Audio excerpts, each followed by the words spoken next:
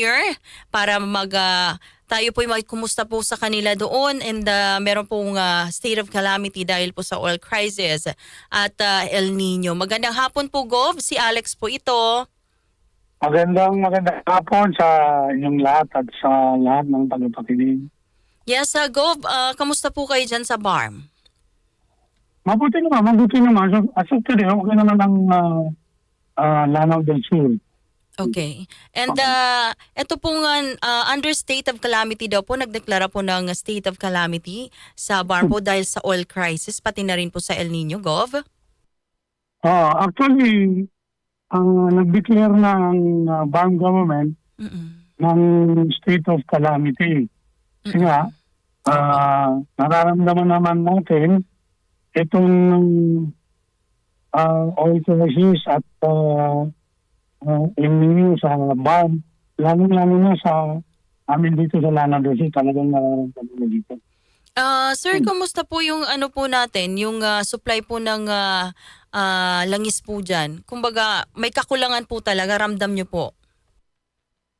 Actually, ramdam dito kasi, hindi, unang-una, yung supply, nakita naman natin na medyo kumonti yung sasakyan sa daan. Kasi nga, yung laki ng increase ng langis natin. Kaya medyo kumonti at hindi rin kasi pwedeng sabay-sabay yan kasi kung magkakaroon yan sabay-sabay, talagang magkakaroon ng shortage at nang alaw lang ng mga supplier ng oil kailangan hindi. Yung sasakyan na yun lang.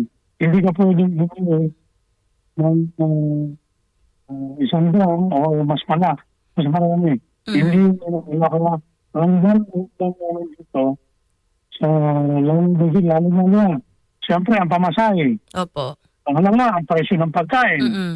Ang kuryente at yung mga magsasaka natin na apektado. At yung mga kabuhayan ng mga kababayan nating Muslim dito sa BARM, lalo na sa Lanao del Sur. And opo, sir, dun man po tayo sa usapin po ng El Nino. Gaano po ba kaapektado po ng El Nino ang ating lugar po dyan, Gov? And may mga... Yes po, go ahead. Actually, hindi naman talaga ito yung... Siyempre, nandiyan yung climate change. Pero dati sa amin dito sa Lanao del Sur, hindi ganyan katindi yung init.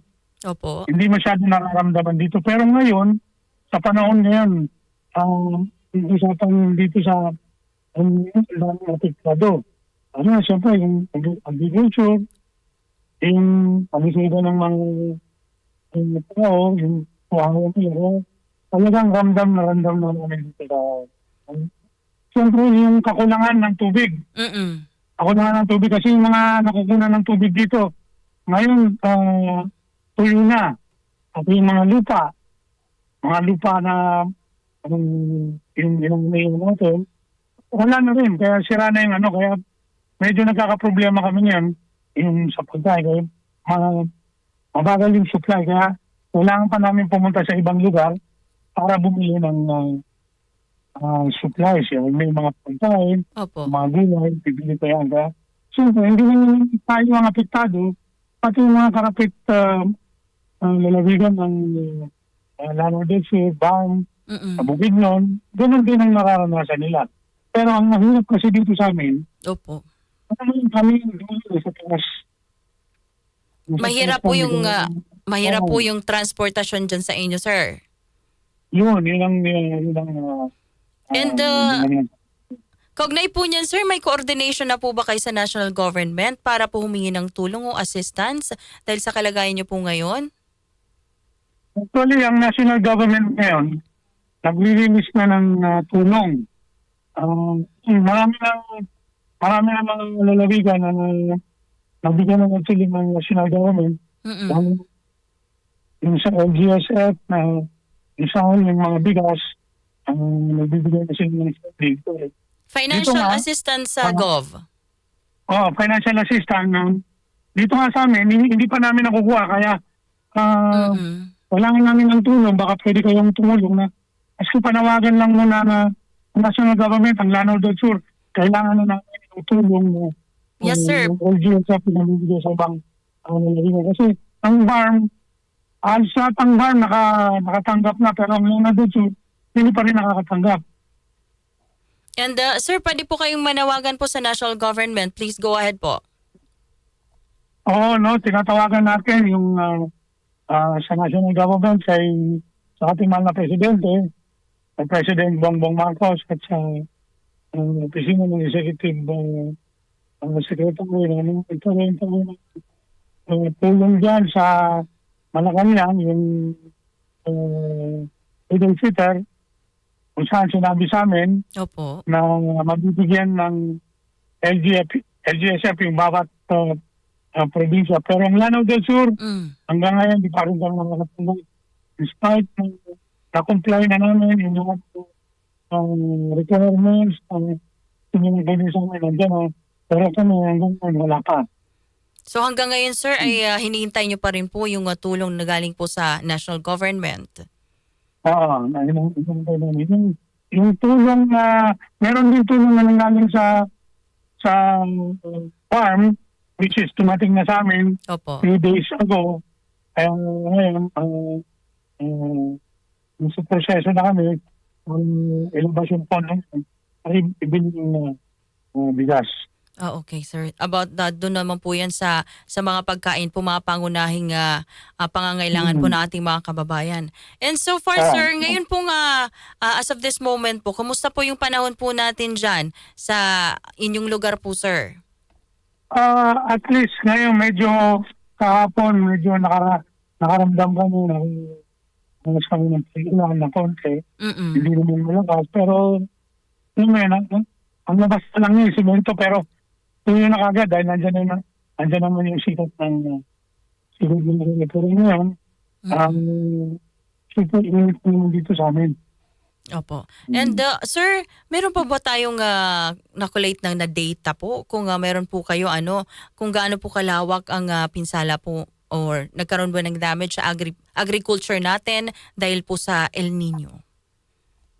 Oo.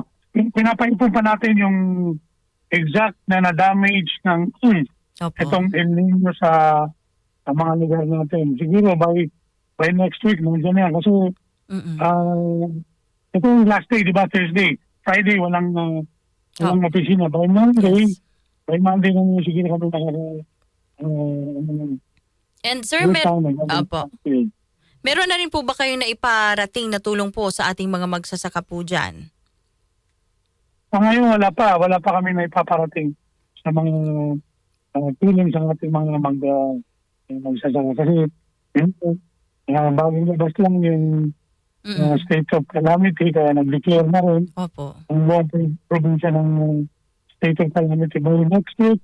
Next week siguro, maglalabas na yung pondo para tulong sa ating mga lalong-lalong. Yung mga farmers natin, yung mga fishermen natin, para matulungan natin. And sir, maraming pong salamat sa inyong time and sana po ay matugunan po ang inyong problema po dyan sa Lanao and sa BARM, lalo na po sa kinakaharap po nating krisis ngayon mula sa national government. Sir? And ano po yung mensahe niyo po sa inyong mga kababayan po, sir? Mensahe ng natin sa ating mga kababayan, medyo magkano lang po muna tayo, maghintay ng konti kasi by next week magbibigay na po natin, maglalangan na po tayo ng pondo sa lahat ng ating mga mamano. Sana po, ang buong bang sa Mori, mabigay tulong ng national government at ng bander ko yun. Ang isa ito, sa inyo sa mga pag-inig. Yes sir. Gov, maraming pong salamat sa panahon nyo po na ibinigay po sa amin and sana po ay matugunan nga ng national government ang yung mga kinakarap na problema po dyan. God bless po and ingat po kayo lagi. Thank you very much. Maraming salamat. Ayan po si Governor Memental Bumbet Alonto Adyong Jr. ng Lanao del Sur, mga kasama, dahil sila po ay